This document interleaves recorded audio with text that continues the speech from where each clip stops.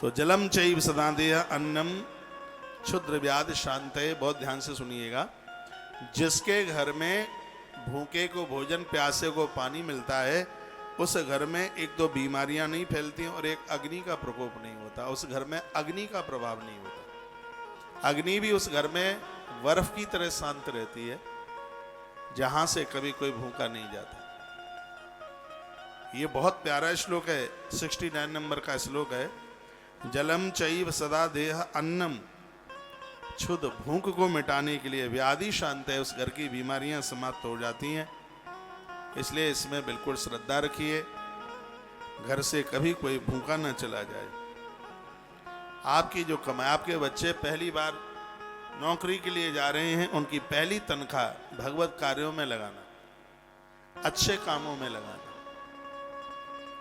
बेटियों की शादी हो, पति के हाथ से, सास ससुर के हाथ से, जितना भी तुम्हें मिला है, एक मैं सूत्र दूंगा, 100 मिले हों, 1000 मिले हों, 10,000 मिले हों, जो बेटियां शादी होने के बाद ससुराल जाएंगी, मैं बोलूंगा जितना भी तुम्हें मिला है उसका शीघ्र ही 10% निकाल देना, और उसको कहीं, मैं रुक्मिणी मैया के रुक्मिणी मंगल से बोल रहा हूं, उसको जल के ऊपर, कुएं के ऊपर, सरोवरों के ऊपर, गाय के ऊपर और संतों के ऊपर, दीन दुखियारों के ऊपर उसको खर्च कर देना। फिर अपना ग्रस्त जीवन देखना कि तुम्हें तुम्हारे जीवन में क्या मिलता है। ग्रस्त की प्रथम सीढ़ी पर पांव आप रख रहे हैं, तो ये कीजिए। इसमें लिखा है कि जिस नारी को पियर से मिला है और पति के हाथ से मिला है, वो 1 नंबर का धन होता है उसका। ऐसे धन से वो धर्म कर ले। पति ने कमाया और पत्नी उसने धर्म के ऊपर लगाती है,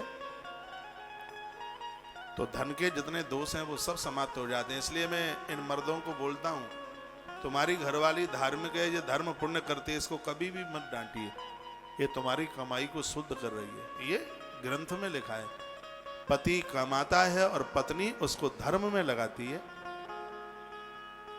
इसमें धन की शुद्धि है। इसमें पियर से आपको मिला है, साड़ी मिली पियर से, आगे ननद को दे दीजिए, इतना पुण्य है तराजू लगा के तोला नहीं जा सकता उसको। लेकिन पियर से जो दहेज मिलता है, एक एक चमचिया छिपा के रख देंगे, नहीं ननद न ले जाए उठा के। ननद तो भुखमरी है ना, तुम्हारे ही घर के सामान से उसका पालन पोषण होगा। पता नहीं भाभियां क्यों ननद को गरीब समझती रहती है? ऐसा मन सोचिए, तो तुम्हारा भाग्य है कि तुम्हारा कुछ ननद के पास पहुंचता है। तुम्हें पियर से जो मिला है, पति के द्वारा जो मिला है, वो बहुत बड़ा पुण्य है। कलयुग उस नारी के धन में बैठता है जो नारी कभी किसी का चुरा लिया, किसी की जंजीर मिल गई, किसी की अंगूठी मिल गई, किसी का पर्स मिल गया, वहां कलयुग चौकन्ना होकर बैठ जाता है। ऐसा धन बिल्कुल बेकार है।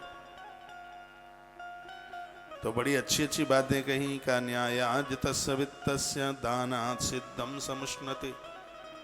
न्याय के द्वारा अर्जित किया गया जो धन है, उससे यदि दान किया गया है तो दान सिद्ध हो जाता है।